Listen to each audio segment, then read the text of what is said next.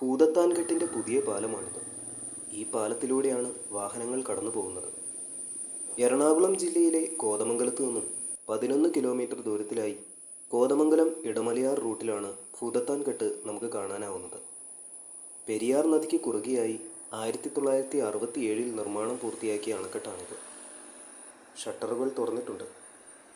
ഇവിടെ നിന്നും ഇടമലയാർ ഭാഗത്തേക്ക് നമ്മൾ സഞ്ചരിക്കുമ്പോൾ വനത്തിലൂടെ കാടിൻ്റെ ഭംഗി ആസ്വദിച്ചുകൊണ്ട് നമുക്ക് യാത്ര ചെയ്യാവുന്നതാണ്.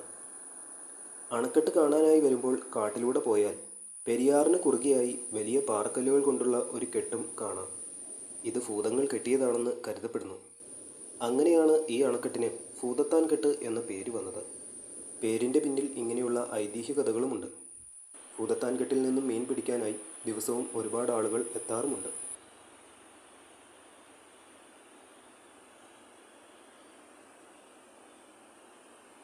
ഇവിടെ നിന്നും 7 കിലോമീറ്റർ ദൂരത്തിലായി തട്ടേക്കാട് പക്ഷിസങ്കേതവും നമുക്ക് കാണാവുന്നതാണ്.